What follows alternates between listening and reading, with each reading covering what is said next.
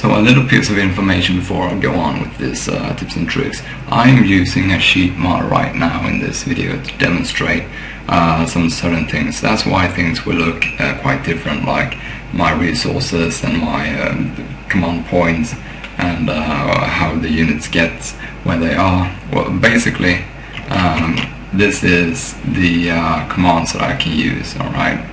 And I can toggle the fog of war off if I unpause it and pause it again. You see the fog of war is totally off, and I can play it this way.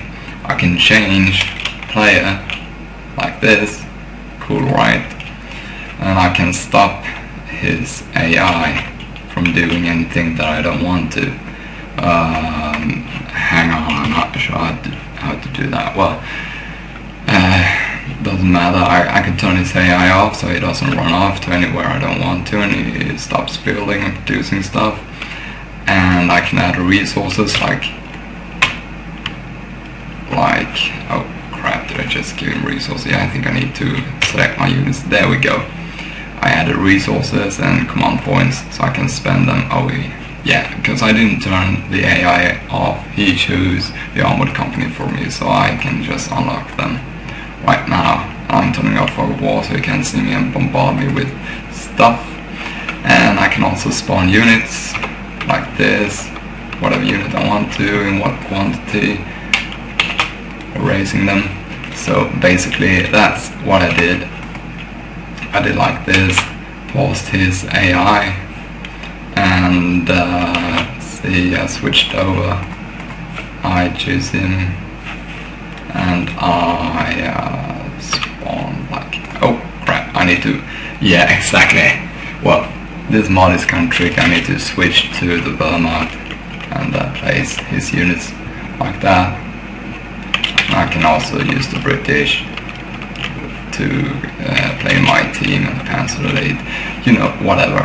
I'm not going to demonstrate any further, but this is how it works, and this is what you'll see in the video. Yeah, nice. That's why you don't want to lose control over it, right? So anyways, this is the sheet mod. It's free, actually. It's not from Pirate Bay or anything. It's free to use. I can't remember exactly where I downloaded it. I'm not going to talk about it in this video, but at least now you know what's going on with the gameplay. Alright, so on to the tips and tricks themselves. Thank you.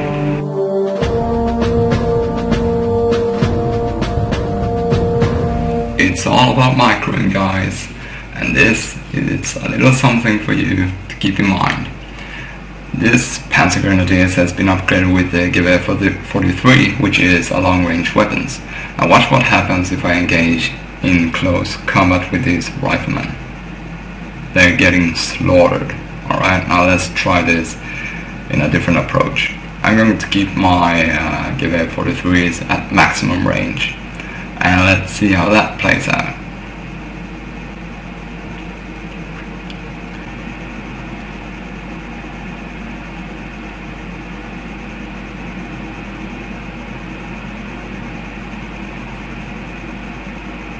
And there you go. A much better result than what we saw in the last clip. Now, just for shows, I'm going to show you with the NB44, or also known as the STG-44. Now I'm keeping my Grenadiers at medium to high range from the riflemen that's keep shooting at me. Now the STG or MP44 is not that good in longer distances, so the accuracy drops and the firepower drops, and the American, which uses rifles, gains the upper hand. There, I'm dead. Right, now let's try this in reverse. This is how you want to use close range weapons, whatever it might be. You want to move in on your target. Now they're not accurate they're not very accurate when you're moving, but when you're stationary, oh my god, just look at the beauty. Oh man. See how effective that was? Keep that in mind. This is how I like to upgrade my grenadiers. For the Gewehr 43, I'm using 2 offensive and 1 defensive in that order, because they are going to be in the back and they are going to take less damage than units in front, and I want to deal more damage from the back with my long range weapons, alright? And with my close range weapons, the MP44s, I'm going to do the reverse. I'm going to add them 2 defensive bonuses and 1 offensive. You could do 3 defensive, because they are going to be in the front. They're going to be there taking the punishment from the enemy, so you want them to be safe and have more dodge and all of that. Now let's take a look at something else. This is the suppressive modifier. It costs 20 munitions, and it's rapid fire from the Gewehrs, and it suppresses the unit instantly and makes them move slower. Right, let's see how this performs on the field. Moving up on my enemy, sneaking through. A wild rifleman up here. Holy shit, pick at you. Throw some suppressive volley on them. Alright, now they're slowed, they're crawling down, firing a bit, now they're pinned, now they're not combat efficient. I can just shoot at them however I want. Taking them out. There we go, one by one. Somehow they feel the need to stand up and lay down on the back when they die. Fine with me, as long as you don't get up again. Gonna do this one more time. Jeez, look at how quick that is for them to get pinned. Instantly they're slowed, and then right after that they're pinned. Beautiful stuff, right? I have to use that more. Right, remember that. Use suppressive modifier more often if you're playing as Panzer Elite.